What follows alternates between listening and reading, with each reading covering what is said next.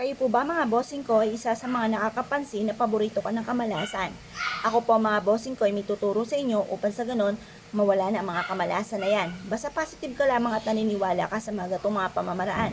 Ako po mga bossing ko ay isa sa mga paborito ko na pampaswerte ay ang luya mga bossing.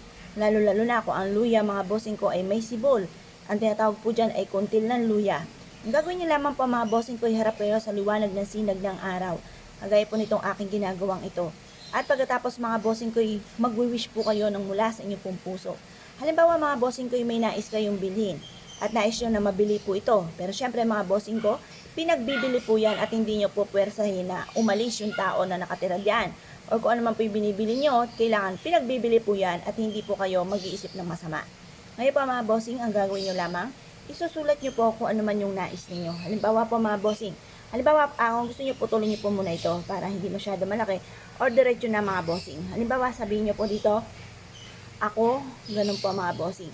Kahit hindi nyo masyado na, nakasulat, basta naisulat nyo po na kayo mismo, ang nagsulat mga boss, sabihin nyo, ako ang makakabili nito.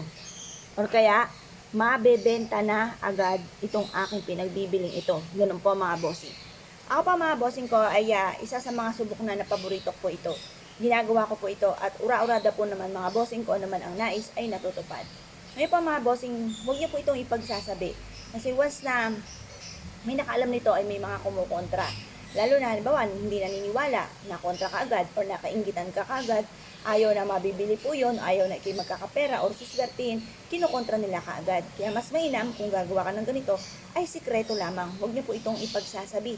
Kasi once may nakakaalam ng mga ganitong mga pamamaraan at ginawa po ninyo, nagkakaroon ng mga iba't ibang balakid at hindi natutupad ko naman yung inyo pong hinihiling. Kaya mas mainam mga bossing ko para walang balakid, kayo po mga bossing ko gumawa ng ganitong mga pamamaraan pero isikreto nyo na lamang.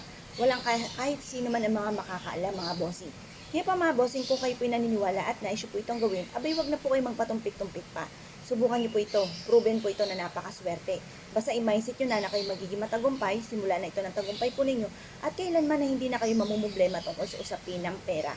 Ngayon pa mga bossing, kung kayo po naniniwala at naisyo po itong gawin, ay siya mga bossing, good luck po sa inyo po lahat. At syempre mga bossing ko, ipanalangin ko na kung sino man po ang gagawa ng aking mga pampaswerte, ay umamat maging matagumpay, matupad lahat ang mga pangarap sa buhay, maligtas kayo saan man kayo naroon at magkaroon kayo ng napakahabang buhay. Gumaling sa inyo po mga karamdaman. Ngayon pa mga bossing, subukan niyo po itong gawin na nakaharap ka sa may silangan. Sa umaga niyo lang ito gagawin at bawal po ito sa hapon.